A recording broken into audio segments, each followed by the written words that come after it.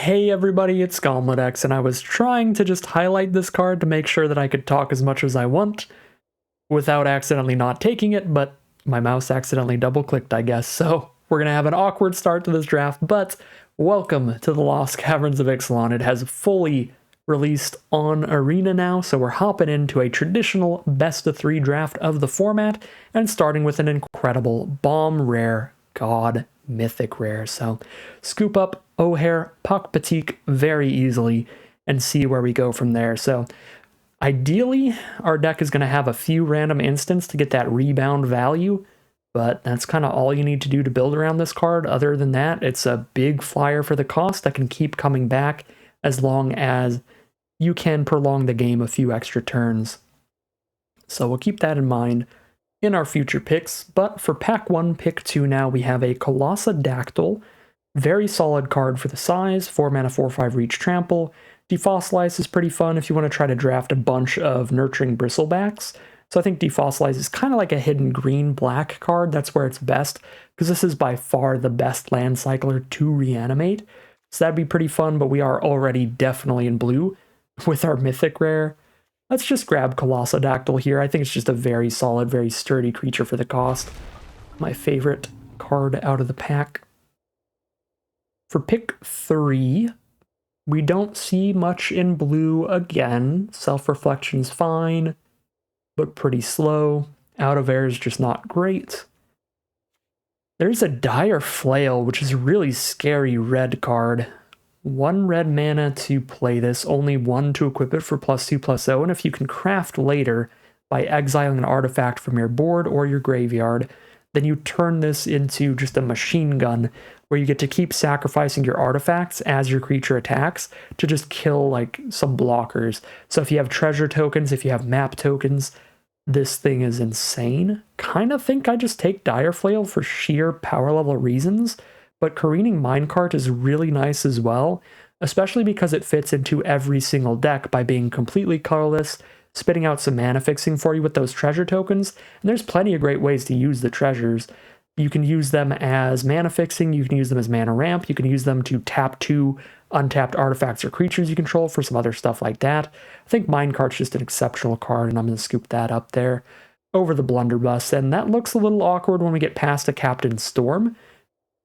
Not because Minecart is a bad card in a Captain Storm deck, it's a great card for a Captain Storm deck, but if we end up in red here, then the Blunderbuss probably would have been a little bit better than the Careening Minecart, and Captain Storm is an insane card, even if you have no other pirates in your deck. Every time you're playing treasure tokens and map tokens, you're buffing up Captain Storm at least, so you're still getting +1/+1 counters in value. Captain Storm is nuts. We're going to take her here.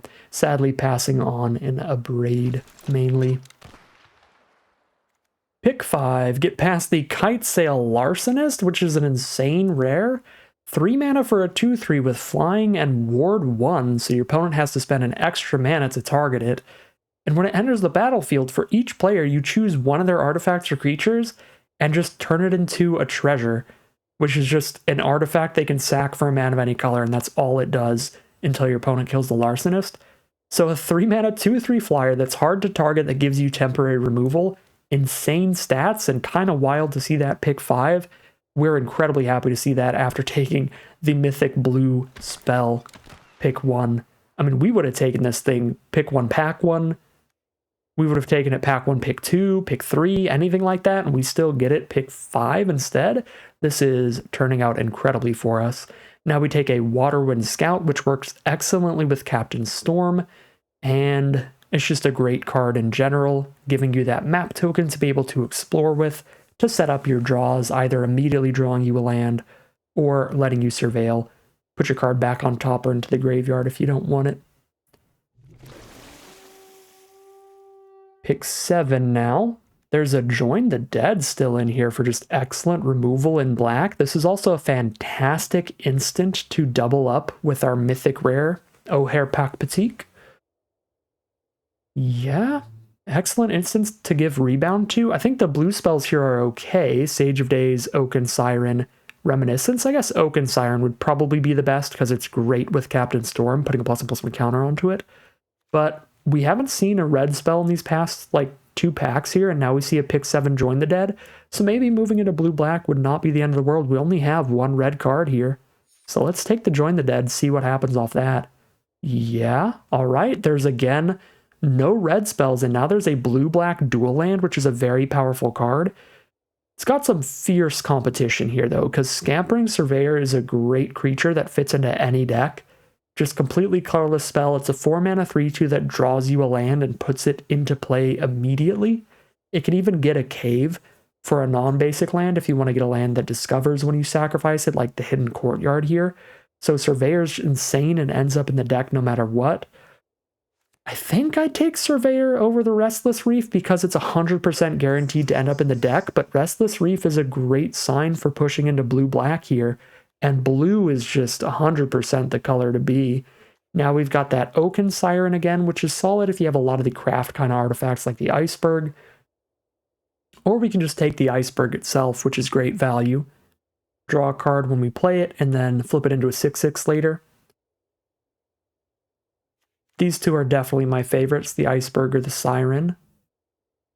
And, I mean, I guess I've got some good artifacts to ramp into off the Siren between the Minecart and the Surveyor already. Might be able to take some more. Let's try out the Oaken Siren for this deck. Pick number 10, Cogwork Wrestler, is super playable. It doesn't look like a lot, but you add all this stuff together that you're doing for only 1 mana, you could randomly kill one of their 1 toughness attackers by flashing this out and blocking with it, and then you leave this behind or you leave it in your graveyard to craft with later for anything that crafts with an artifact. I think the card's still super solid, and I'll take it here just sticking to mainly blue. Pick 11. Nothing exciting. Guess I'll take the Sunfire Torch for the potential Captain Storm deck. Pick 12. Council of Echoes is probably just an okay card at the top end if you have the full Descend, and it's a very bad one when you don't. I mean, it's pretty great when you have full Descend and you cast it, but casting a 6-drop's a little hard. We're not going to be the Cave deck, though. Let's just take the Council of Echoes. There's a Screaming Phantom to fill our graveyard for our Descend cards that want to have a lot of permanence in the grave, so we can take that here. Or we can take Brackish Blunder just because we're heavier on blue. Does have Rebound with our Mythic, which is cute, but it's a much less powerful spell to rebound with. Take the Iceberg this time, but Chart a Course is also just great card draw. Kind of a crazy pack. Maybe I should have just taken Chart a Course there, honestly. You have to attack for it to be great, but if you attack, 2 mana draw 2's nuts. Alright, well, I don't know what way we're going for sure, but I know whatever way we go, we're going to have a really powerful deck because of how open blue is. So blue-red or blue-black is certainly going to be a thing here. For pick 1, we do have a good amount of artifacts and pirates available just in blue as a color. Even if we don't go specifically blue-red, I think the crewmate's going to be a great little value play. And if we are blue-red, it's going to be an incredible one. So I kind of want to take the crewmate here. The Ever-Flowing Well is fine. It is a little bit of work, definitely, to get to Descend 8. Actually, quite a bit of work to get there. And then this one doesn't have that much payoff for getting to Descend 8. So it's just mill 2, draw 2. It's kind of like just a sorcery speed little card draw spell, which is good, but not great. I feel like Crewmate can jump that gap and end up being a great spell in our deck here. So I'm going to take that one. Pack 2, pick 2, Deeproot Pilgrimage. Whenever one of our merfolks, one of our non-token merfolks becomes tapped, we get a 1/1 with hexproof. How many is that? 1 right now? I thought I had more. I thought I had a couple copies of Waterwind Scout, but I guess not yet. So we have 1 merfolk in the deck. Well, we can't do it yet. Somebody else is probably going to take it if I don't take it right now. There aren't an insane amount of merfolk in the format, just in blue. You kind of have to be blue-green specifically to get enough merfolk to really make it worth it. So I think I just take the good common Explore creature over it. Explore is just a fantastic mechanic, and we're definitely in blue. And this doesn't require any building around to be a powerful card. I think I'd take the River Herald Scout, but Pilgrimage could be fun in a draft where you are in blue-green and you can scoop up enough merfolk for it. Pick 3.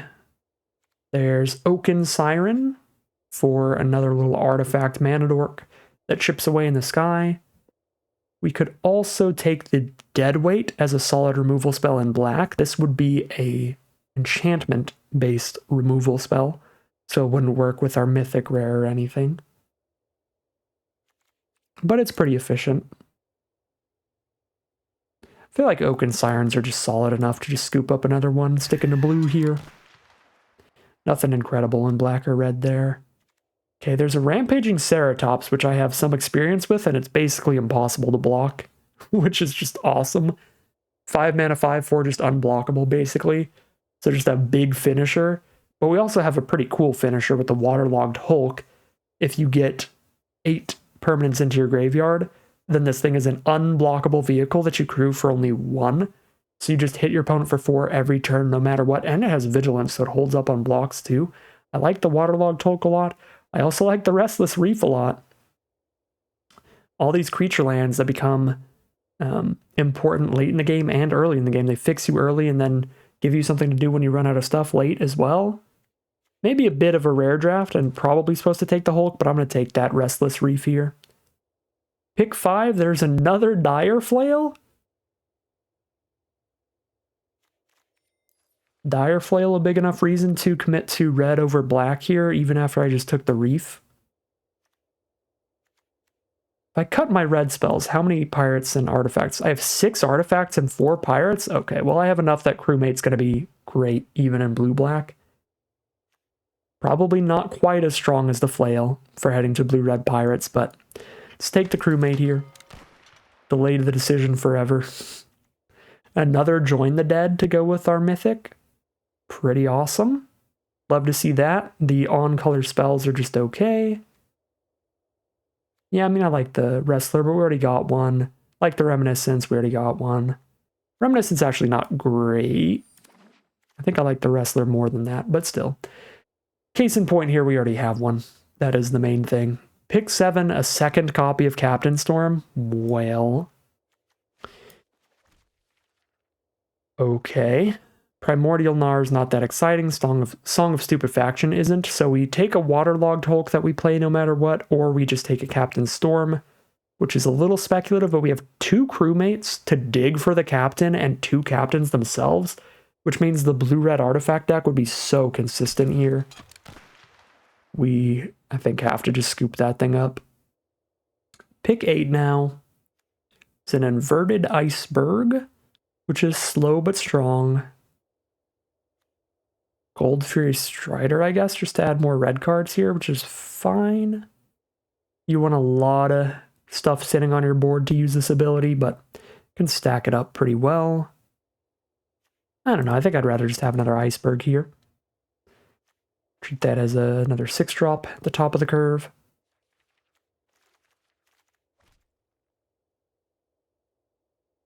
I don't think I want 2 Sunfire Torches. But I don't think Sage of Days or Everflowing Well will be particularly exciting here. I'll still take the Well. Pick 10, Brackish Blunder is a bounce spell that can also spit an artifact on the board for Captain Storm, which can be really nice. It's also an instant for our Mythic. I'll take a Puzzle Door for early game card draw, that's okay. We do get the Waterlogged Hulk all the way back, so that's kind of spicy. Get the Sunfire Torch back. Get a Wrestler back. Okay. Maybe we just play mono blue. We just give up on any additional colors. We're just like, whatever. Got enough blue stuff. We could do it, but I think the deck would definitely be stronger. Adding in a second color because we get such valuable spells. Whichever color we go.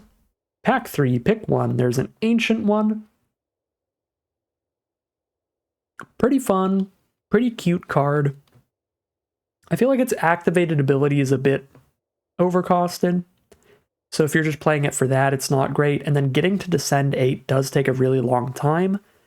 So your opponent has so much time to try to draw into a removal spell to deal with this that I don't actually think it's that good. A Braid is incredibly efficient removal.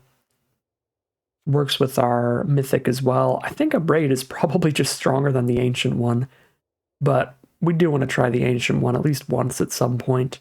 This is close to the deck that could do it because we have the Waterlogged Hulk, we have the double Iceberg and the Everflowing Well, but the fact that we also have double Captain Storm, I think gets me in that other direction towards the Abrade. Now a Goblin Tomb Raider for an aggressive little pirate. That is a 2/2 haste with an artifact on board, which is nuts. That is the pick. Now we've got Plundering Pirate, which is phenomenal with Captain Storm and the Staunch Crewmate and all that kind of stuff. Pick it up. Pick 4. Basically nothing. I guess Cartographer's Companion's 2 artifacts for the double Captain Storm, and it's almost like quadruple Storm when we have double Crewmate in the deck, so that might be okay. Atali's Favor also might be okay. +1/+1 trample, cast another spell immediately. Usually hits a comparably expensive spell. This card's pretty cheap. Even if it hits a 1-drop, that's a fine deal. Probably Atali's Favor, I guess. Another Brackish Blunder or a Confounding Riddle here. Go for the Brackish Blunder, a bounce spell that could trigger our Captain Storms.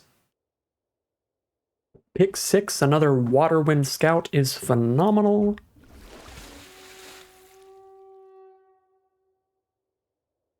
Let's just get a million copies of Brackish Blunder at this point. I feel like this deck's getting aggressive enough. I don't love the tap lands that much.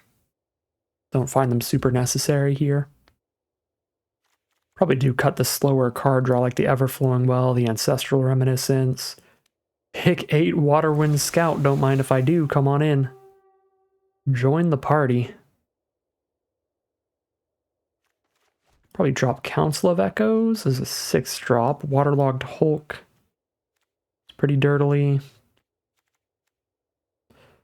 +1/+0 until we pop them for damage. They're definitely not great. Waylaying Pirates is. Stun stuff down and get extra damage in.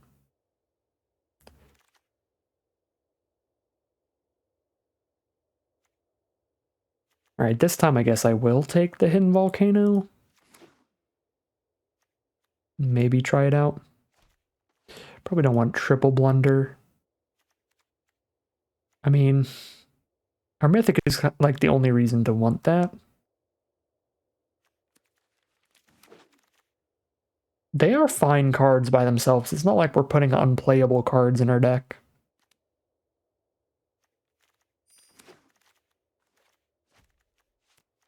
Just for the off chance that we get them with our Mythic Rare. A lot of Sunfire Torches. I think I'm playing 3, but I'm definitely not playing a cave deck, so. Alright. Some deck building decisions to make here, but the deck is looking really powerful. Alright, so we've got 54 on-color cards, which means we've got a lot of stuff to cut here, even going for pure blue-red.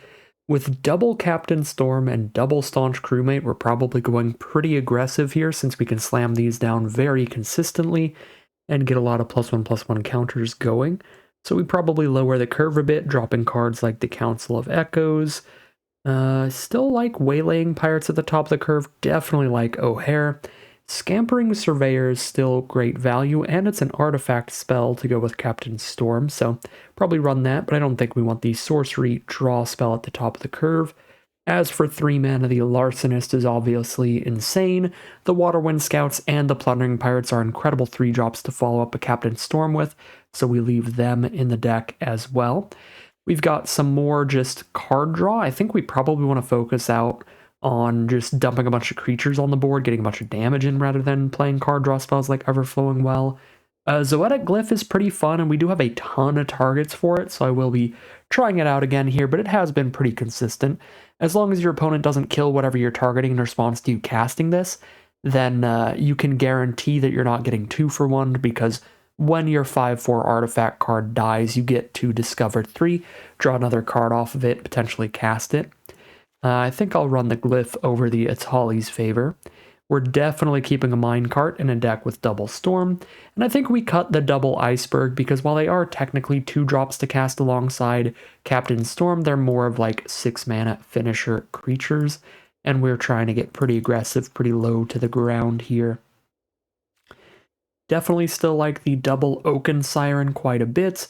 The River Herald Scout is decent value, but it is less of a synergy piece than basically every single other creature in the deck. So that might be a cut just because we have so much good stuff. Saheeli's Lattice is basically just a card draw spell in here. We have, I believe, 0 dinosaurs, so we never get to craft this into a big creature later. But it is an artifact hitting the board while we cast our card draw spell, so at least it does trigger Captain Storm or Goblin Tomb Raider or something. So it's a potential keep, but I think I'm going to set it to the side alongside the Scout. We have so many good cards we've gotten out of this draft pod. It's insane. It's hard to choose what to cut. 8 more cuts to go still. Wow. So the Puzzle Door triggers the Captain Storm, but it's not great card draw. My favorite thing to do with this is use it as fine early game card draw that you can also craft later. And if we're cutting our big craft with artifact cards, then we don't really need an artifact sitting in our graveyard, so it gets a lot less exciting. We're definitely not playing the Song of Stupefaction. We are definitely playing a Braid. I feel like for interaction, we could just drop the blunders and just go for triple torch or Braid, because the torches can just get extra damage on the board. They're going to be sitting there as artifacts alongside the Goblin Tomb Raider. They're cast as artifacts with a Captain Storm. Sure, 2 mana, sorcery speed, deal 2 to a target only if you attack is not the greatest removal ever, but our deck does get added value from the equipment half of the card as well. Just playing an artifact or just having an artifact sitting on the board or putting an equipment on a flyer. So I think Torch is actually pretty sweet in here. Waterlogged Hulk, however, is not for this deck. It's a much slower card, so yeah, we can just cut all those, and then we can cut Lattice and Scout here.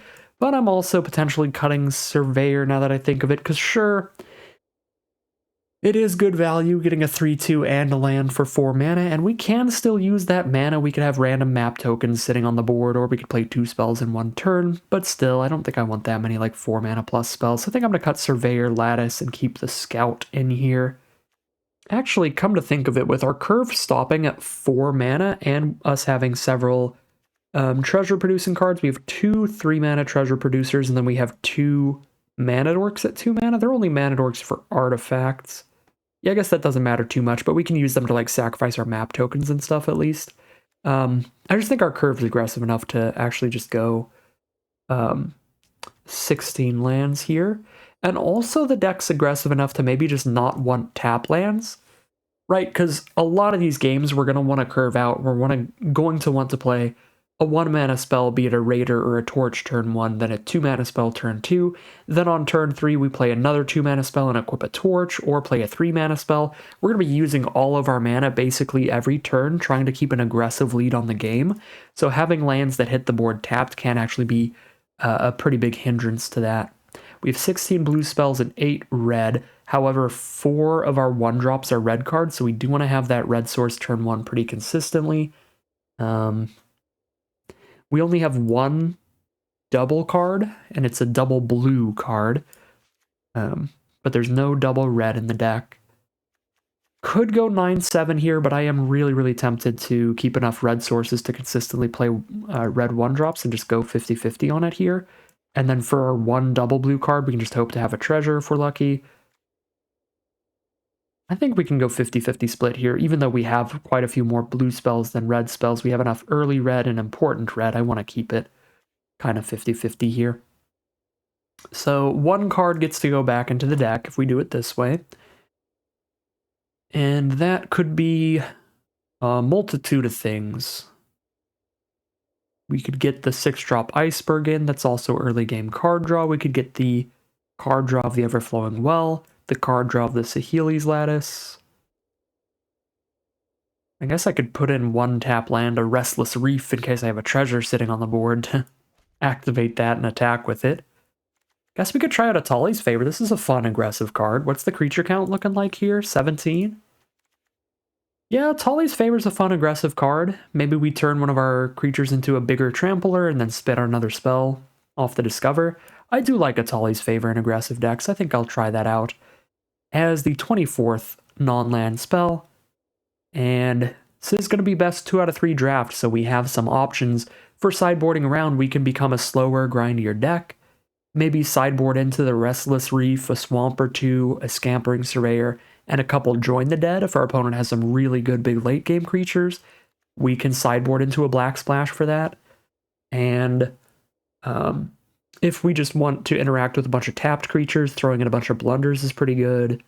Yeah, lots of sideboard options, so big fan of that, but I think for the starting deck, let's just get really streamlined, really low to the ground, and try to cheese some people out of the game with this super aggressive Blue-Red Pirates build. We'll call it a deck here. Alright, here's a look at our final deck list for today, and it's honestly a pretty insane one. We got a lot of really high quality cards going late throughout the draft pod. So for the core card of the deck, we have 2 copies of Captain Storm Cosmium Raider, which will be putting +1/+1 counters on our board every time we play an artifact. And with them, we of course have 3 Sunfire Torches, 2 Cogwork Wrestlers, 2 Oaken Sirens, 3 map tokens from Waterwind Scout.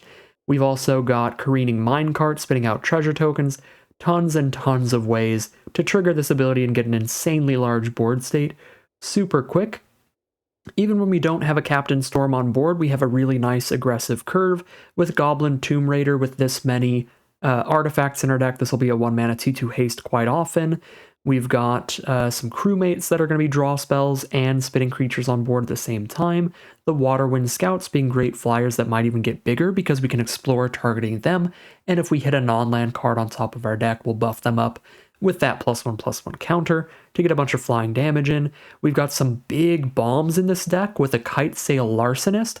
This is a 3-mana 2/3 flying ward, so an evasive threat that's a little hard to target that also turns one of your opponent's cards into a treasure as long as they stay on the board. So they lose all of their other abilities and they're just basically a treasure token until your opponent can deal with the pirates. So a removal spell and an evasive threat all in one.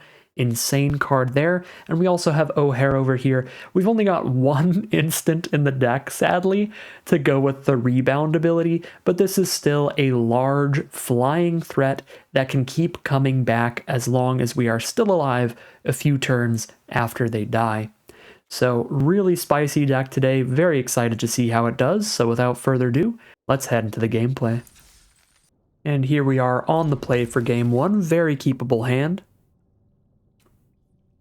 The hand is a bit reliant on our opponent not having early game removal, but if they don't have removal in the early game, then it's going to be incredible. With the Captain Storm to get a +1/+1 counter from the Wrestler, the Atali's Favor to spit more stuff on the board quickly. Now we have a Sunfire Torch as well for another counter. It's like an excellent start here. We are playing against a black deck, so they could have a deadweight here. Maybe there was an argument for just passing the turn, waiting until we had 3 mana, so I could play Captain Storm and get a +1/+1 counter on them immediately, just to play around the -2/-2 removal spell that is at common in this format, and that is deadweight. They do not have the deadweight. They do have Amalia Benavides Aguirre, which is going to let them discover every time they gain life. That's basically all that they do.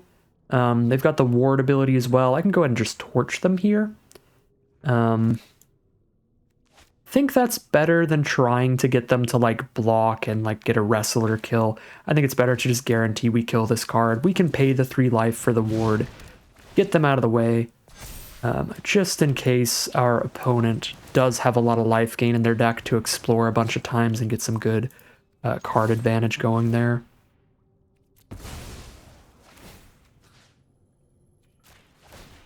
So torch the Amalia, pay the 3 life. I could play the Wrestler just to hit them for 4, but I do like having it as a trick. Maybe they'll have some -3/-3 removal I'm not thinking of. I don't think there's anything that is specifically 3 damage or -3/-3. But still nice to have them as a trick. And now we can use them as a trick if they block here and try to get the trade. They probably won't, but maybe. Maybe that'll be a thing. So probably pre-combat Atali's Favor. 2/2 double striker still big enough to kill a 4/4 trample. They'll trade with each other. So it might convince our opponent to block.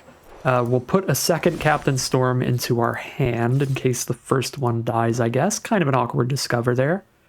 This is probably literally the only card in our deck that would have been an awkward discover. And boom, they go for the block and we get a disgusting trick out of the wrestler. Now Captain Storm wins the fight and tramples over for 3. Sticks on the board here.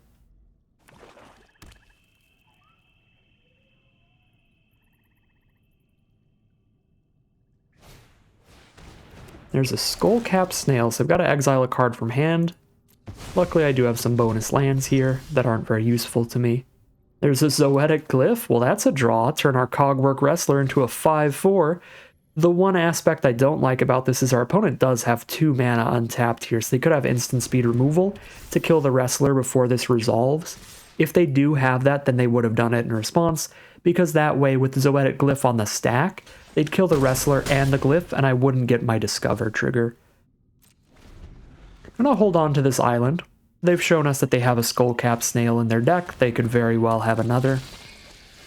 But they don't. We draw into the Sunfire Torch that gives us lethal, because that's a 2 toughness blocker. I guess it's only lethal if they don't discover into a creature, so we don't know for sure. But I guess let's see what they discover. Let's play the lottery here. See what the Gnar finds them. They find, ooh, a -10/-10 removal spell. That'll do it. Okay. Oh, I don't think they realized they had Descend 4 there. Because they chose to kill our 5/4 that discovers instead of our 6/6 trample that doesn't.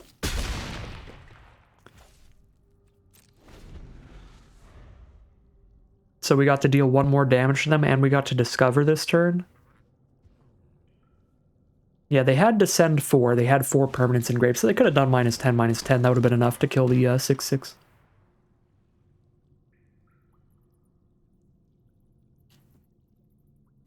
So there's a greedy freebooter for a chump blocker, but we've got a big enough trampler to kill them by itself. Let's drop an Oaken Siren, put a +1/+1 counter on this, so we can get a big enough flyer to kill them, even if our first Captain Storm dies here.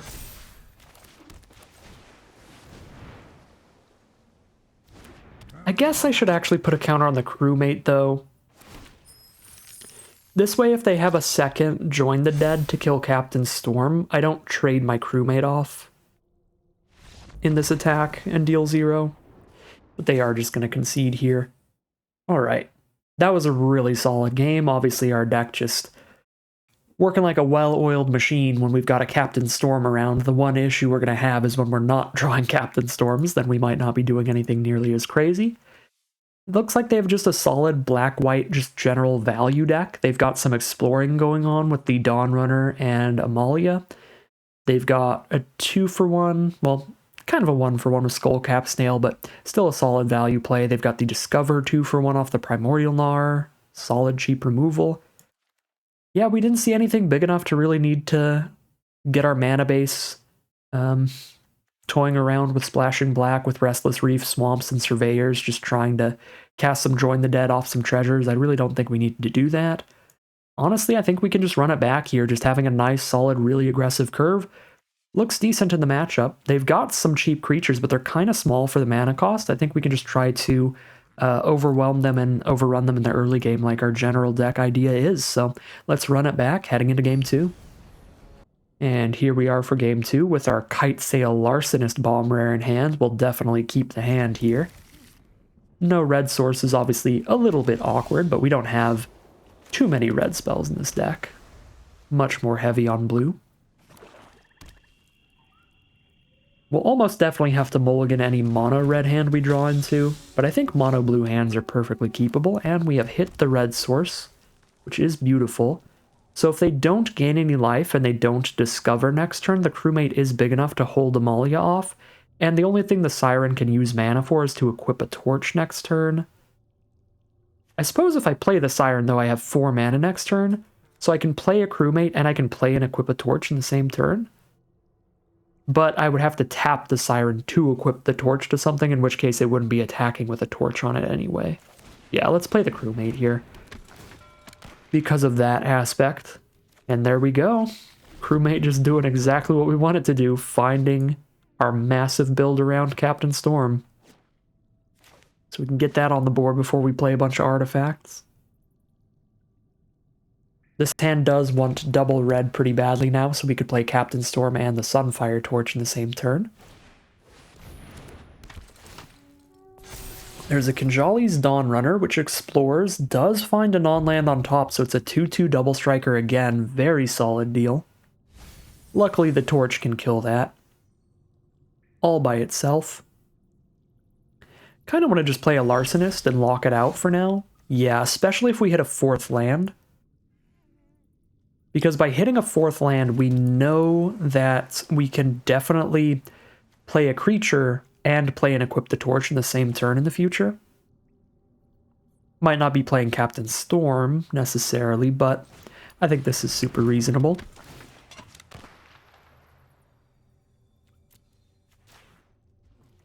There we go. Now the Dawnrunner is just a treasure token for now. Not technically a treasure token, but the exact same abilities as a treasure token. Grasping Shadows. Ooh, they give one of their creatures Death Touch and Lifelink every turn, so they're going to gain at least 6 off this just with Amalia, which is also going to trigger the Explore ability 3 times. So that's going to be great value. I could trade Larcenist into Amalia, and then the Dawnrunner's back to being a creature. But then we kill that with our Sunfire Torch like we've been planning on here. I don't think that's worth it. I think flying Ward 1, 2, 3 is pretty nice to keep around here. And then I can just kill Amalia with the Torch instead. And an incredible draw. We hit another red source, which lets us play Captain Storm with the Torch, which is beautiful. And Larcenist is the perfect pirate to throw some counters onto, because they've got that ward ability, slowing down their removal spells on them, and they're flying, which is also great.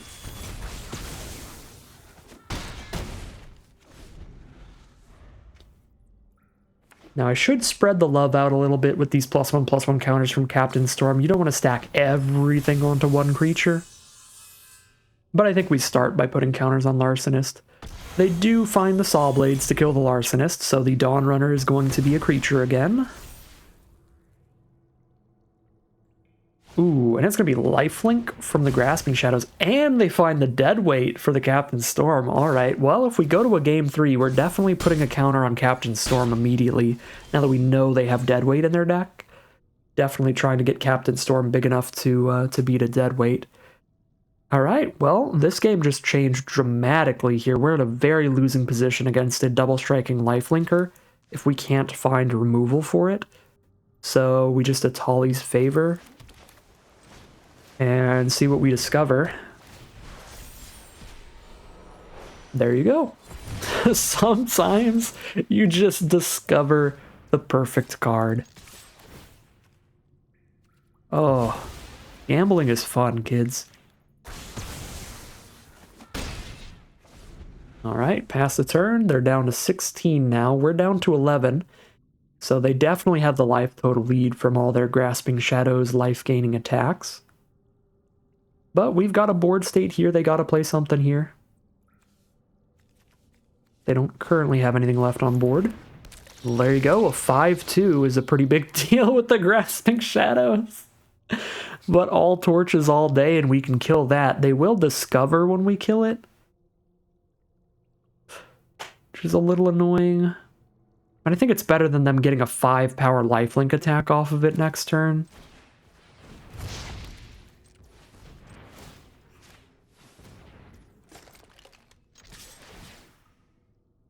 Yep, Torchbearers are back in there again. Let's see what they discover.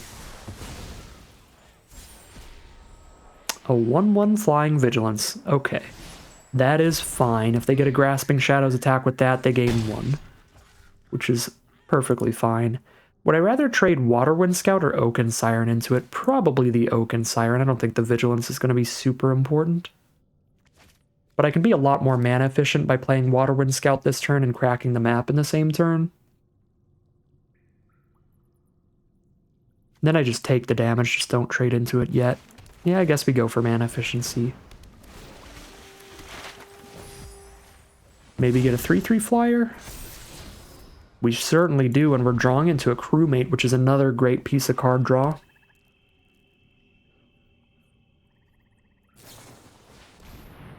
Another chance. Mill 2 and pick up 2 creatures from their graveyard, put them back in hand, which is going to be really good here. With the 5/2s that discover. It's huge, huge, huge late game stuff. So probably pick up the Dawn Runner alongside it so they can cast that this turn, and they certainly do. Do they have to do this when they attack? Yes, they do. So they probably shouldn't attack with Guidewing here, just so they can have lifelink on the Dawn Runner attack in the future. Although they might want to just flip this and start drawing cards off Shadow's Lair. It's debatable for sure. They are going to go ahead and not attack so they can hold the lifelink for the Dawn Runner later. See what the crewmate finds us. Finds a Plundering Pirate or a Cogwork Wrestler. I actually think Wrestler looks really good here. For shutting off their Dawn Runner lifelink when they want to send it in. Actually, we do attack both, because if they block crewmate with Dawn Runner, then we just use this on the aggressive. Shutting off Dawn Runner's power to kill it through its double strike. Be really surprised if they block, because it is a revealed trick that we have. Yeah, they don't block. I guess since they explore again, they actually do buff the Dawn Runner to 3 power, which means it'll still hit us for 2 when it does a Death Touch lifelink attack. But that's still significantly less life gain than it would have been otherwise. So the Wrestler's still looking pretty good for us. Yeah.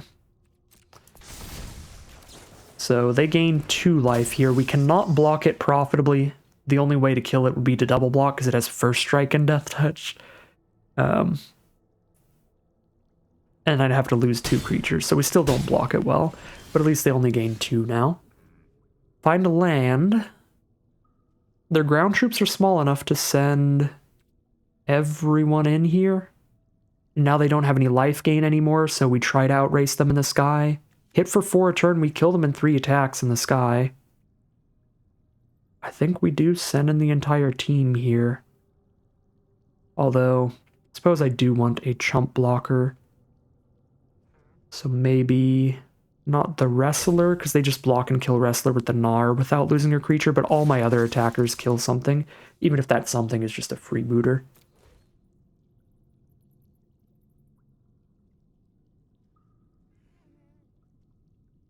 If they use the Shadow's Lair a couple times, we might be able to kill them in just 2 attacks in the sky, because they lose 2 life if they use it twice. So, depending on how much we trample over for, yeah, I guess they'd have to use it 3 times still to die in 2 hits. Let's see what they discover this time. Scry to the bottom. Ooh, really good discover there. Another win of the lottery wheel. Join the dead for the Waterwind Scout. Well, this is starting to look really bad for us now.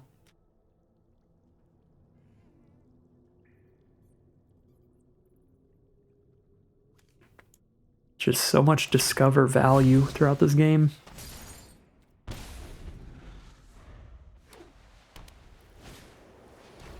I actually think our blunders look pretty good in this matchup, bouncing one of their creatures. Because some of the best stuff they've been doing is just having a Gnar that we needed to trade into twice, so they got a 5/2 we had to spend removal on that also discovered a card. If we just bounce that, that's probably the best way to interact with it. I don't think that moving into black and putting more removal in the deck is going to play that well. Like, obviously having removal against the Dawn Runner is great, but our main deck already has removal against it with a Braid, Triple Torch. So I think we probably just play some bounce spells for game 3. If it goes there, we could draw like an absolute champion and maybe still win. It's not very likely though at this point. There's a Necromage. River Herald Scout does set up our next draw, so that is something.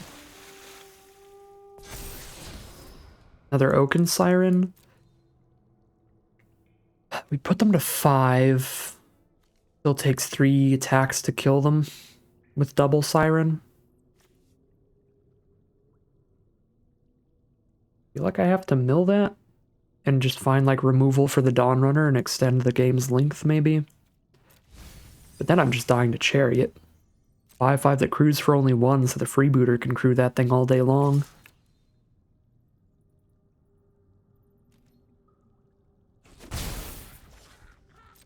Alright. This was probably a winnable game if we knew what we were playing around here. If we had played around a deadweight and gotten our captain to 3/3 stats so a deadweight wouldn't kill it, that would have gotten a lot of +1/+1 counters going throughout this game. Because it took them a little while to hit the Join the Dead as well to kill something. So I think that would have completely changed the course of the game if we just played around a deadweight a little bit. My general idea usually with the captain is to try to put all the +1/+1 counters elsewhere, since the captain's already a lightning rod for removal, but if their removal spells do exactly 2 damage, it's probably best to get a 3rd toughness on that card. And now we are 100% certain they have a deadweight in there that can give -2/-2, so... If I kill this, it turns into 2 1/1s, which is still 1 less damage than the Necromage is hitting for, at least. I don't think it matters at this point. I guess I could do this. Take 6, 7, 8, 9, 10. Nope, that's dead. Oh, this isn't attacking, so it'd just be 6, 7, 8, 9, but 9 damage is still dead. Yeah, I have to lose both my creatures here to not die.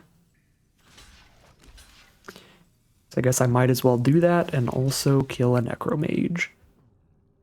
One final draw step here.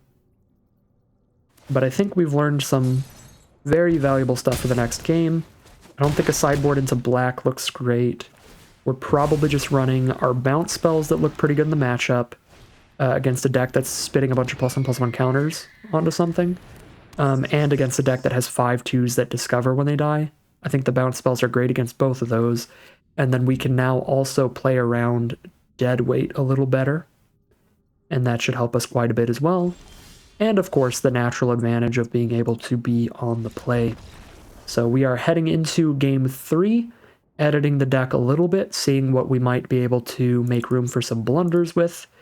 Anything that looks pretty bad here to put these blunders in for. Honestly, I like basically everything we have. Everything looked good. Atali's Favor was kind of whatever. I guess Glyph's a little whatever.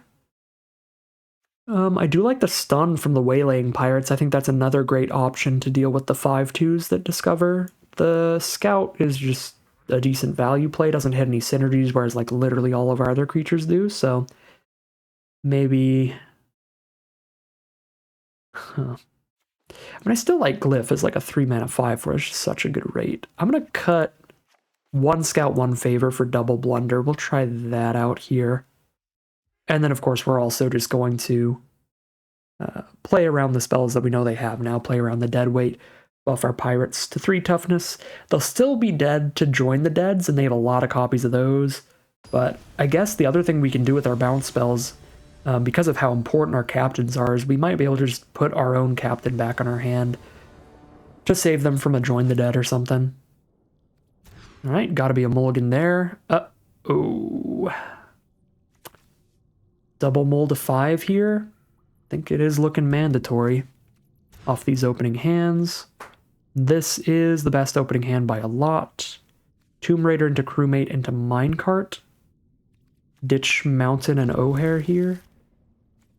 I mean, if I keep the Minecart, I could just go Crewmate. Crewmate, Minecart, and O'Hare. We do have 3 instants for this card in the deck now with the way that we've changed things around. Yeah, I mean, it's going to be a while till we get the haste on the Tomb Raider anyway, so let's do this. Use the Crewmate to get out of the card disadvantage and use the Minecart to get to our flyer.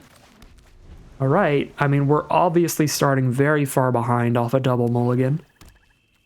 But I think the hand looks pretty good. Ooh, they've got a Soul Cleaver in there. Whenever any artifacts or creatures die, they put a +1/+1 counter onto whatever that's equipped to. Another Torch or a Plundering Pirate.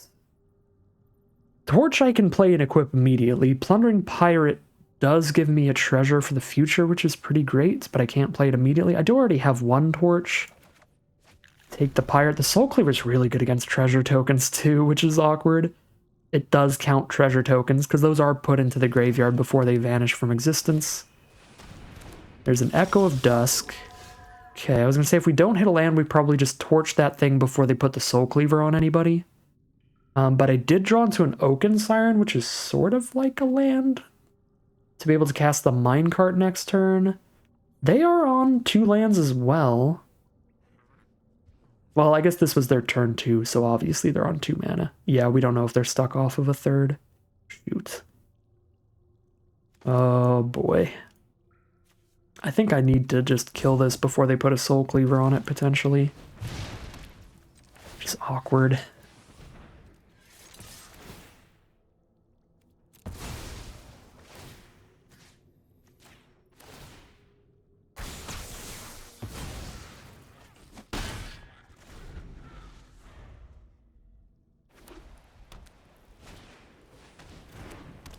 There's a freebooter to put a soul cleaver onto. Trades 1 for 1 with crewmate, which would be fine. There's Captain Storm at least. I'll offer the crewmate trade here. They are not going to take it. Here's Captain Storm. We do not have the mana to afford to play around a deadweight right now. Can't just sit here and cast my Oaken Siren instead. And it's Join the Dead anyway.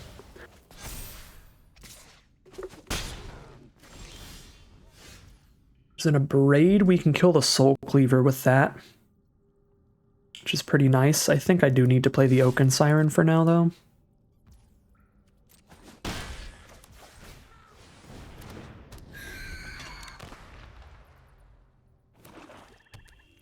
Fourth mana for our opponent. There's a Compass Gnome to put another land on top of their deck, if they need it.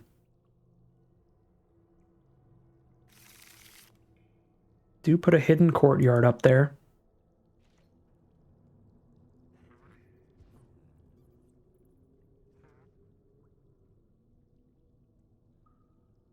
So that is just a white source that hits the board tapped and they can discover with it later. Beautiful. Find a mana here.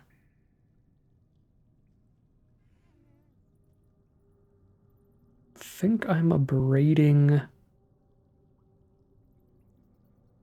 the Soul Cleaver yet. Kind of want to try to get my Mythic on board before I abrade, so we just play the Pirate this turn and poke them for 1.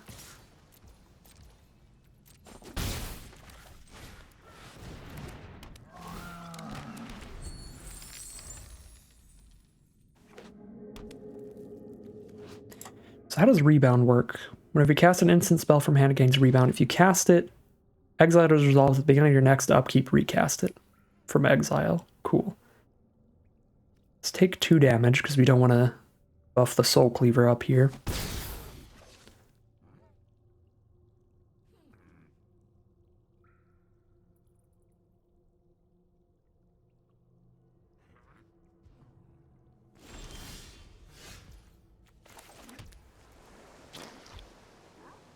I am very tempted to try to get in a position with the Careening Minecart to where we have 6 mana to play our Mythic and the Abrade in the same turn, so even if they have another Join the Dead, we're guaranteed the rebound value off the Abrade.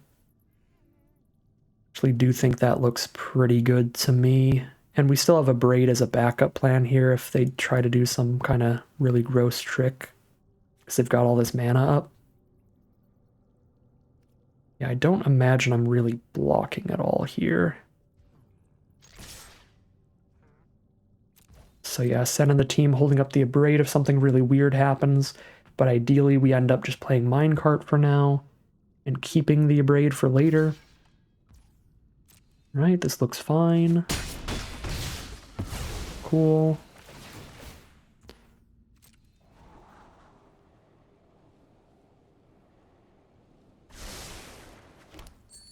I'm not going to be blocking with the Oaken Siren, so we'll use it for the Minecart. So I can cast a Braid without cracking the treasure if I end up needing to. I guess it was probably better to have the minecart up as a blocker potentially by crewing it with the siren. That might convince them to not attack with the gnome. But even then, they can just put the soul cleaver on the gnome and then crack their treasure token, and it's a 3/2. So yeah, we weren't going to block with minecart because they had that option open. Alright, they got Echo of Dusk and Gem Guard into their hand off of the Graveyard Recursion of Another Chance.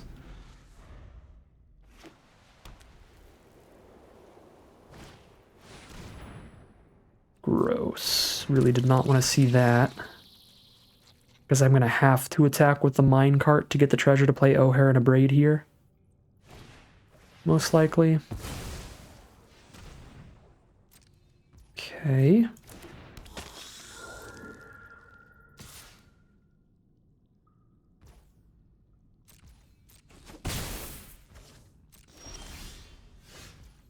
Yep.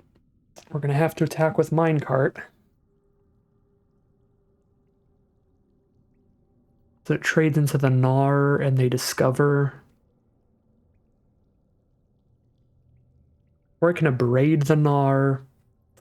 Or abrading during their turn. In response to them trying to put like Soul Cleaver on something. Soak up more of their mana. I like the Waterwind Scout a lot, but obviously the bigger flyer's better when they're at 10. So we're going to play that. Okay.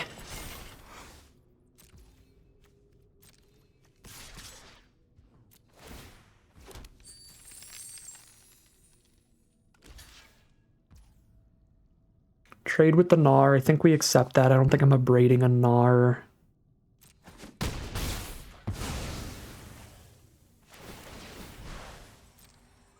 See what they discover. Amalia Benavides. Just a 2/2. Because they've got no life gain on board. They theoretically get this to be a lifelinker eventually, but... Okay, here's the big flyer. We kill them in 2 swings in the fly.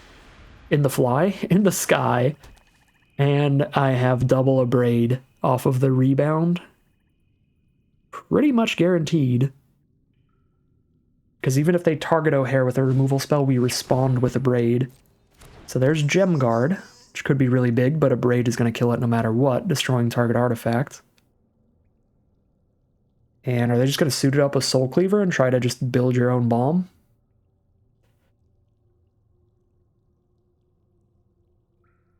So we're probably going to abrade to deal 3 damage to the Echo of Dusk and destroy target artifact on the Gem Guard. In the end, I think, here. So I guess they get to keep the Soul Cleaver then. They only have 1 white mana up here, so that shouldn't be able to kill our god, which is awesome.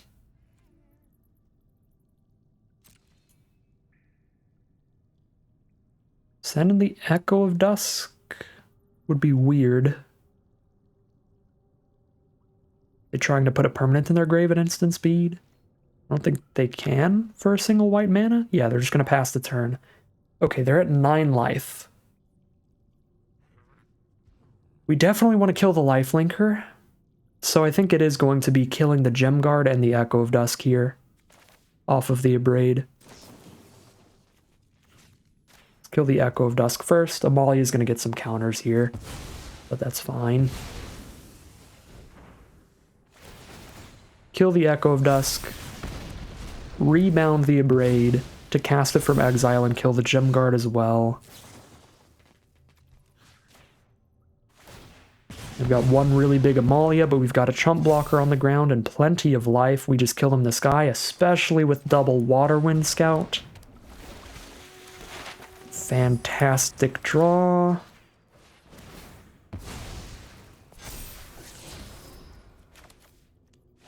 I'll hold on to this in case they get their snail that makes us discard a card. So I can keep the other Waterwind Scout. Okay, they look really dead in the sky next turn. Oh, the top deck Grasping Shadows for lifelink, though. With Amalia.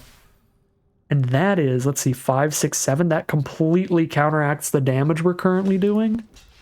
Oh my god. That's huge. We block because it's got vigilance anyway, so the 2/1's not getting in. Oh god, the double explore, now it's 9 life gain next turn. Oh my god, we're just gonna lose to Grasping Shadows now? Ah. God dang it. I don't even think we could have gotten around this, because our other option here was going to be to abrade the Soul Cleaver in the lifelinking 3/3. To try to win the race here. That's such a bummer. We had such an uphill battle here with the Moldify and almost got there, but Grasping Shadows off the top for 1,000,000 points of life gain. Likely closes it out.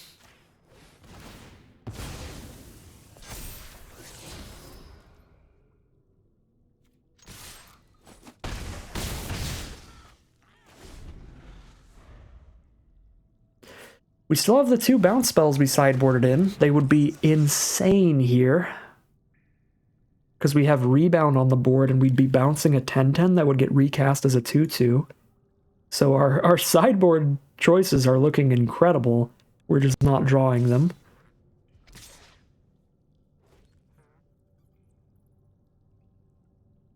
Oh, they didn't attack alone? They punted? They don't get lifelink if they don't attack alone. So I have 8 damage coming at them with no life gain.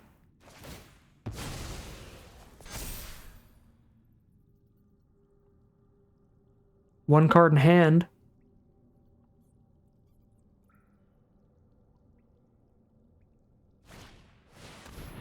Voilo's Awakening, get a Gem Guard into the sky as a blocker. They block this, take 4. Oh no. Oh my god.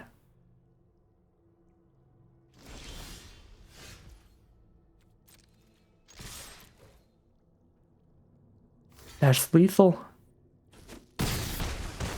Brutal ending for our opponent. They are definitely never going to forget that line of text on the Grasping Shadows in the future. Oh my god. Insanely close round 1 there, and it all ends to an unfortunate punt just because the format is pretty new. It's very easy to miss a single line of text like that, where it's whenever a creature you control attacks alone. Not even a line of text really to miss. A single word there wins us the game. Our opponent not realizing that it has to be alone being the word of the day here, I guess. Oh my god. Yeah, our only other option here to win this game would be top decking the bounce spell, and we missed. We just found an Oaken Siren, so they were going to gain 11 next turn. Yeah, I mean, they would have gained 10 right now, 11 next turn. It would have been insurmountable even if we find the bounce from there. Such a lucky, lucky ending there, and a really incredibly close match. Pretty exciting way to start it, I'll say that at the very least. 1-0, we find a victory in round 1. Heading into game 2. Here we are for round 2. This hand is pretty flooded. Definitely debatable to mulligan here, but we have Storm into Siren. Have a 2/3 Flying Vigilance turn 3. I'm going to keep the hand, obviously just hoping to top deck non-lands ideally. This hand could really flood out, but Staunch Crewmate is an incredible start to the draws. Opponent is on a blue-black deck with a rare land. It's a cave that lets them choose whatever color they want. Aw, and they have the Visage of the Dread to kill Captain Storm here. Rough. Rough. If we were on the play, they couldn't do that, because that is a 2-drop, so we would have just had the Storm on board already. So, super sad. Let's see what Crewmate finds us. Kite Sail Larcenist. I mean, that's definitely the strongest card, outside of the Mythic, which we can't draw off the Crewmate. We've got nothing to turn into a treasure right now, but as soon as they play basically anything decent, we'll just make it a treasure and get a 2/3 flyer on board. There's a deadweight for Crewmate, so we should remember to play around deadweights. drop the Siren here over the Larcenist because I would like to get the extra value of stunning something, turning something into a treasure for a while. Blunder's fine. Don't really care too much. It was only going to hit for 1 anyway.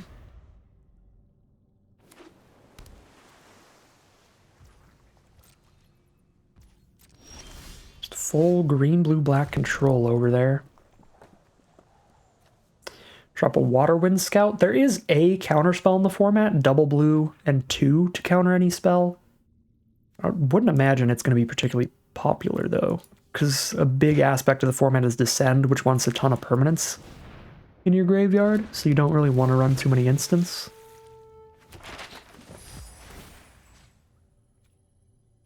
Either hold up the Wrestler. I can crack this map later. We'll hold up the Wrestler. Something really strange happens. So they want 2 creatures in their grave to craft this into the big thing. Another deadweight, alright. Definitely playing around deadweight. They have no creatures in grave still. I mean, at some point I probably should just cash this in and have a 1-2 on the board. Okay, so here's the Oaken Siren, and let's see about buffing that one up. Still get to explore even if they bounce it, I believe. Nope, I don't. Alright, well. They still spent an entire card just to stop a map token, so I think that's still good value for us. Now we get a Sunfire Torch. This is such a weird game, they're just not playing any creatures. I guess this is another matchup we can learn a lot from our first game, and I guess in the future we just play our Wrestler and Larcenist. Just onto an empty board just because they're not running a lot of creatures, it looks like. Hopefully we get to see them discover with the nursery or something and maybe finally play a creature. There we go. Yeah, I mean this combat trick is not going to do enough.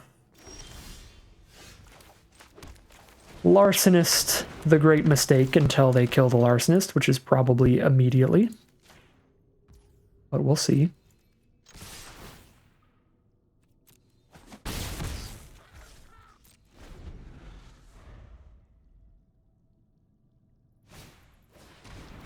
Skullcap Snail, goodbye island.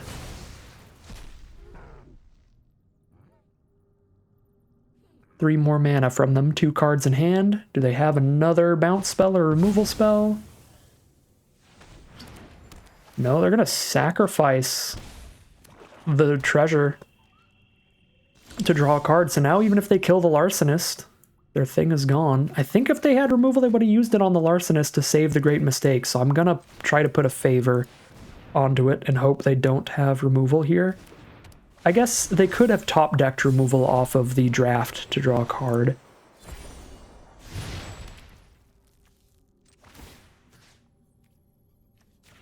Guess I just buff this up.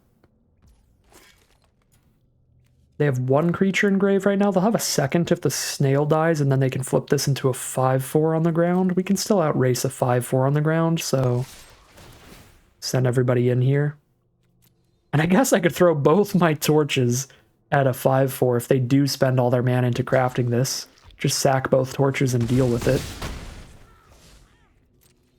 Although with an opponent at 8 life, might be preferable to just keep hitting them. Ooh, very good card here. Another chance. Mill 2, pick 2 cards from their graveyard back up to their hand. So there's the great mistake and a Skullcap Snail. This thing has such sick artwork. Ooh, Akawali is a massive blocker on the ground, but everything they have is on the ground. It looks like our flyers are going to be MVPs, and they're even going to concede when we don't have lethal yet. They might think that the torches can target their face. Oh, they can. They might think I can burn their face with the torches. Oh, I can burn their face with the torches? Never mind. I'm the fool. I am the buffoon. Well, I guess that got me to reread the torches at least. If they didn't concede, I would not have sacked the torches and they would have had another turn to live and then I would still be none the wiser. So really good learning moment there to learn that the torches can shoot face. I think I knew that before, but I kind of forgot. I was just using them purely on creatures. Okay, so we play around dead weights, we play around bounce spells, but I think we run it back here. Don't think we're putting black in, at the very least. Don't like the bounce spells against the little snails and stuff, but against their Akawali it's okay. Against the Great Mistake it's pretty good. But that's just one card we saw. Overall, I think running it back here looks very reasonable. Just play the same deck heading into Game 2 of the second round. Alright, Game 2 of round number 2. We're not starting things off till turn 3, really, but once we get there, we've got great stuff. There's the Visage of Dread, making us discard the Larcenist. It's going to be an annoying matchup. They have so much discard here that we will be just naturally behind a little bit in terms of card advantage every game, which kind of sucks. But as long as we hit some flyers, we can do some stuff. It's a Goblin Tomb Raider. That's a great draw. Hasty 4-power creature on this board. Whoa.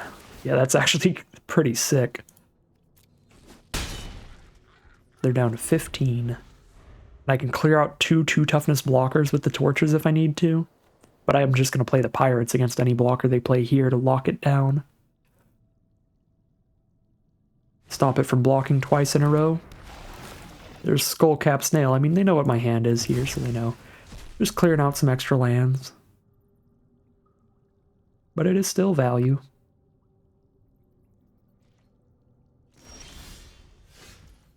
Careening Minecart is the draw. Just play the pirates. Get in while keeping all the torches.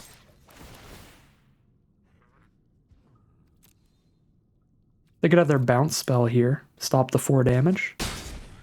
Get a map token, but they do not have the bounce spell. They have a Swamp Cycling Spiketail. Another swamp in their hand. They've got 5 mana up and a creature in the graveyard for the Visage. There's an Acolyte of Aclazotz. 1/4 blocker, pretty big, pretty annoying, but a 4/2 still attacks into it all day long.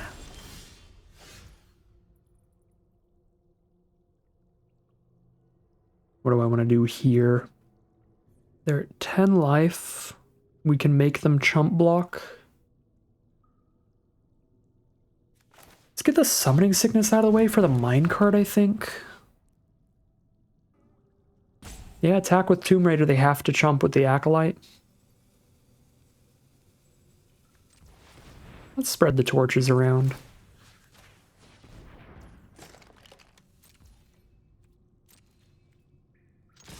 And then I can do this. And then you get a free block, take 4.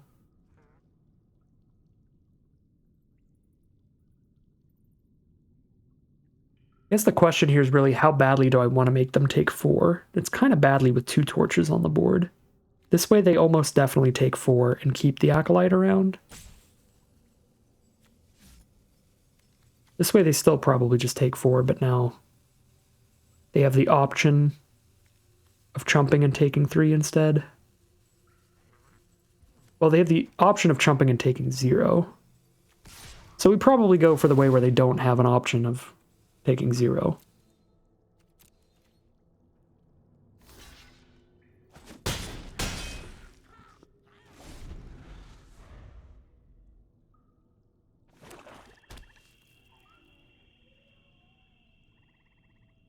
Okay, they're at 6, and we have 4 points of direct damage on board with our double torch.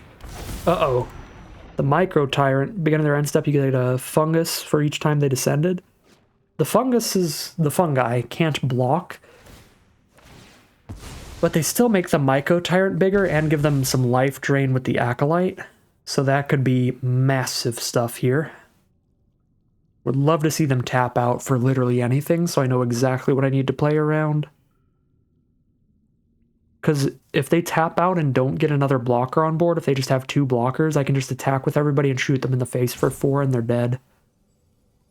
So we're hoping they tap out for something that's just like a card draw spell, something like that.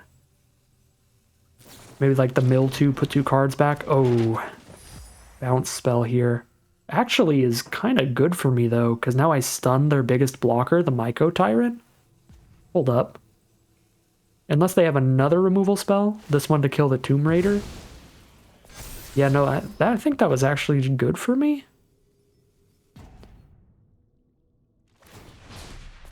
If I draw a land, they lose. Dang it. I was gonna say, they put themselves dead to a land there.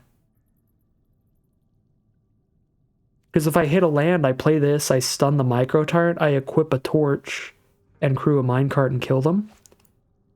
Still might be a way to kill them. I can play the scout, equip another torch. There might be a way to kill them here, but I know how to put them to 5. It's Holly's favor. I think I mill that.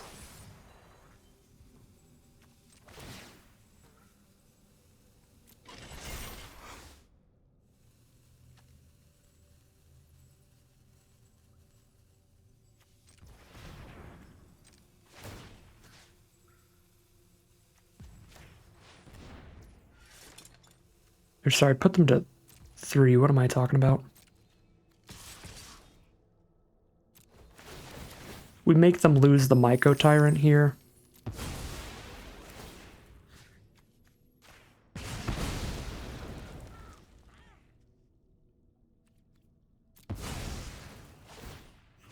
Wait, no, I was right.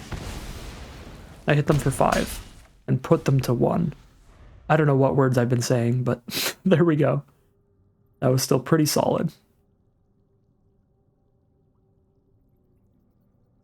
I don't think they can sack a Mephitic Draft now, because I think it triggers and makes them lose a life before they gain the life from the Acolyte. I'm not 100% confident on that, but if I were my opponent, I wouldn't risk it. So I can like tap out for a Ray of Ruin to clear out my minecart probably as the best target. But since I have the Waylaying Pirates in hand thanks to their bounce spell, like, it's going to be hard to block everything. Because I can play that, lock one of their creatures down, and crew a minecart with it. If they don't Ray of Ruin a minecart. I guess they could flip their 5/4 thing, but then they're just dead to the Waylaying Pirates.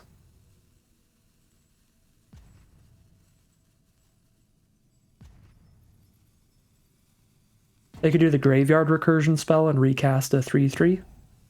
I think that's how big the Myco Tyrant would be. Oh, they ran out of time. I think it auto-skipped to main phase 2? I don't know, they have 0 hourglasses left.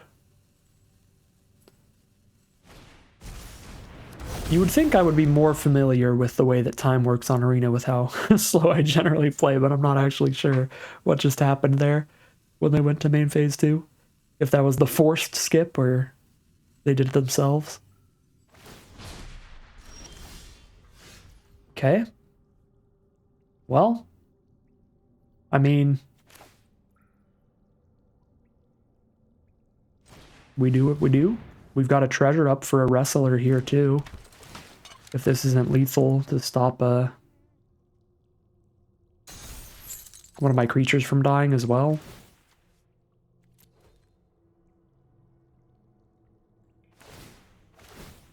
Sack the draft, lose the life before they gain the life. Yes, that's just dying on your own terms with the sack effect. And we are 2-0 in the event and 2-0 in that round. Very nice. I think their deck had really good late game longevity to it. A lot of grinding, a lot of value. But we just got a lot of ways to chip in for damage here, and that's going to find us the victories. We are 2-0 heading into the final round of this best of 3 draft. Fingers crossed, because there are some massive prizes on the line if you can get a 3-win run in these. Get a couple play-in points, 2,500 gems, and 6 packs. So really sweet stuff on the line. we'll see how it all pans out as we head into the final boss. Here we are for the final battle with a sick hand. Sick hand. Tomb Raider into Captain Storm into Minecart. We've got a torch to shoot a blocker down if we need to. Got some really spicy things going on here. The Thousand Moons crack shot. Here's Captain Storm. Pass from there.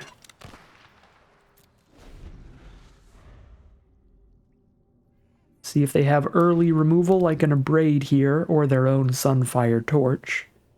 And if they do not, I think we're going to be absolutely taking over this game. If they don't kill Captain Storm immediately. They do have the Abrade for Captain Storm. Little sad, but we've still got some solid options coming. Let's get the minecart down, crack back for 2. Get the summoning sickness out of the way, so any creature I play can immediately crew a minecart, get some damage in.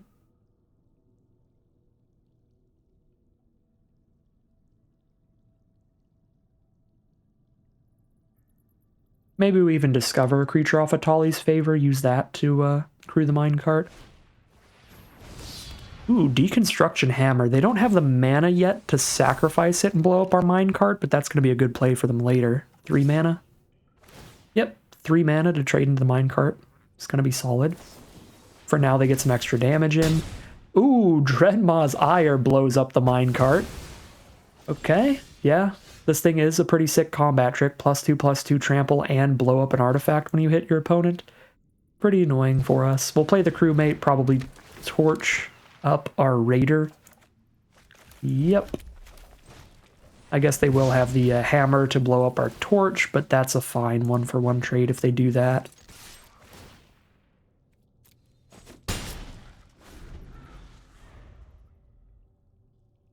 So they've got some main deck artifact removal, the Dreadmaw's Ire being a really cheap one. And there's their Sunfire Torch. Clear out our Tomb Raider or clear out our blocker. Probably the Tomb Raider, since it's a little bigger and our blocker's not big enough to block the crack shot profitably anyway. Yep, shoot the Tomb Raider. No blocks.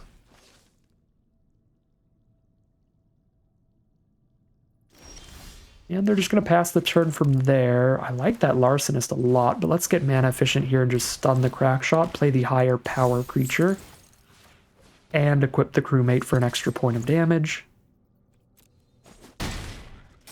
They're down to 12. So they're at 12, we're at 10. They've got plenty of non-land cards in their hand, but they might not be able to afford them all because they've been missing a couple land drops. So they have plenty of gas, plenty of action left here. It's the biggest benefit for them. Biggest benefit for us is that we can play a lot more stuff in one turn than them.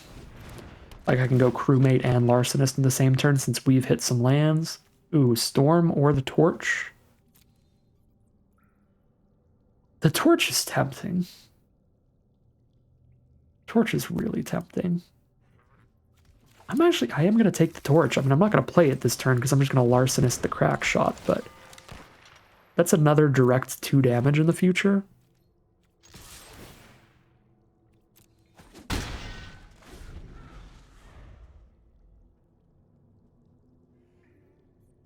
The Ward 1 on the Larcenist is pretty awesome here. I guess if they have a 3rd Abrade, they can still kill it because that only costs 2 mana. But with our opponent stuck on 3, it should be pretty hard to kill this thing. Alright, yeah, they're just going to crack the treasure for the Enterprising Scallywag. So they're at 9 life. I have 4 direct-to-face damage from these torches if I want. Let's buff up the Larcenist and just try to get them down to 4 life as quickly as possible. Oh, good lord. Good lord. Torch squad, let's go. I mean, 1, 2, 3, 4, 5, 6, 7. 1 mana off from just killing them this turn because I can just torch both their blockers and hit for 1, 2, 3, 4, 5, 6. I guess 6, not 7. No, it is going to be 7 damage. Yeah, we're 1 mana off from killing them. If I had the mana to also equip this torch, they would just straight be dead here. But I think I am cracking torches. to get my attackers in on the ground.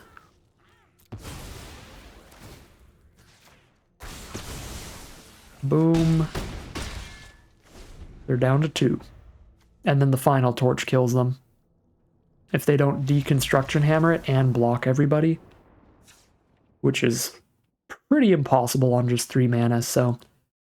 Pretty lucky game for us there. They were pretty stuck on mana, but I mean, their hand was still great.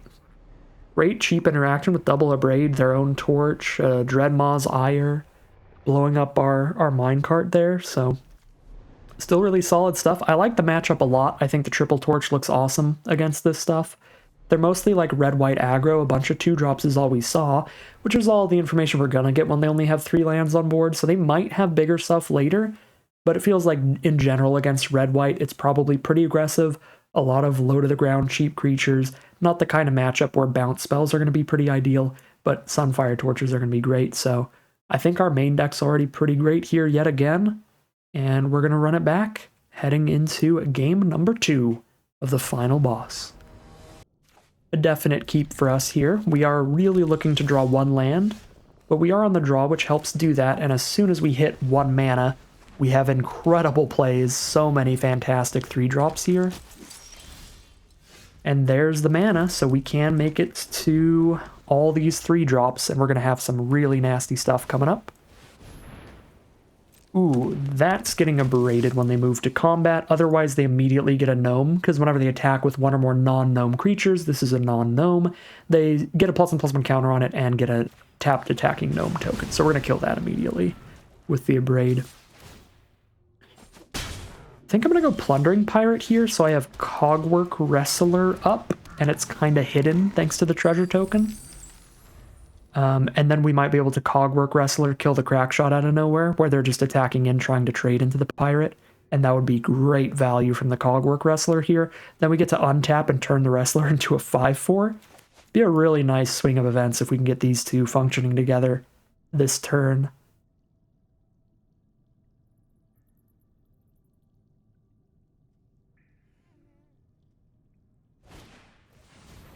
Deconstruction Hammer.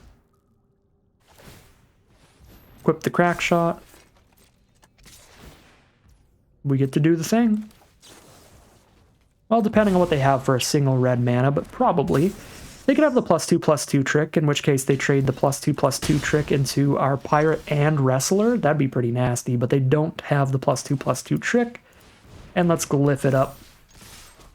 Even if they blow up our Wrestler with the hammer, we get to discover for 3, and they're just going to concede right there. They are over it, and that is 3-0.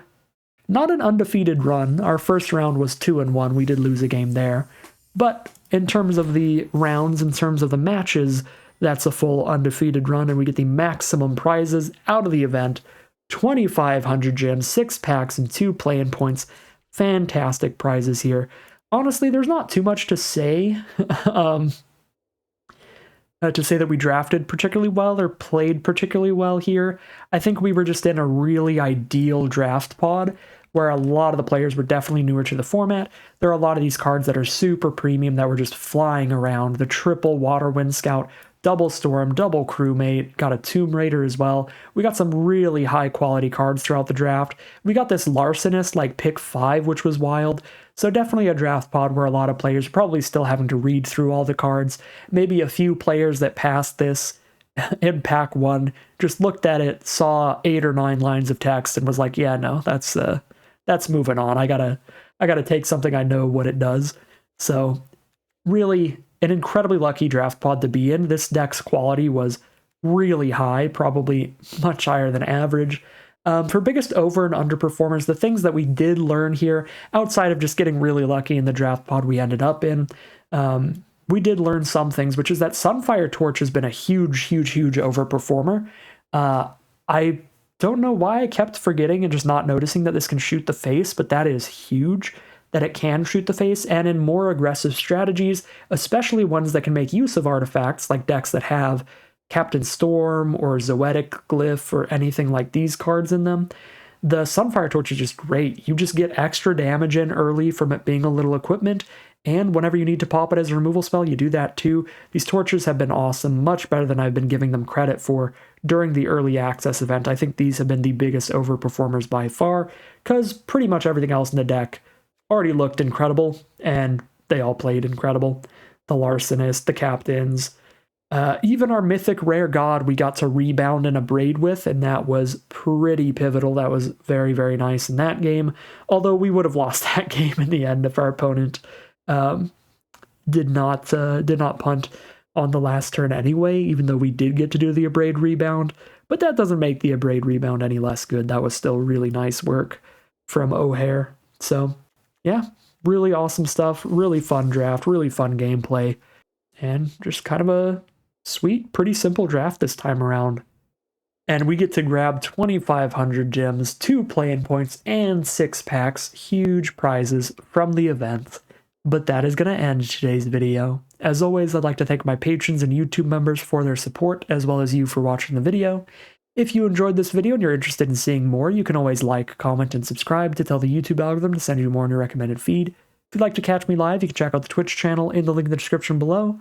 And if you'd like to support the channel directly, you can check out the Patreon link in the description below. Other than that, as always, thank you very much for watching, and I'll see you again soon for some more Magic Arena.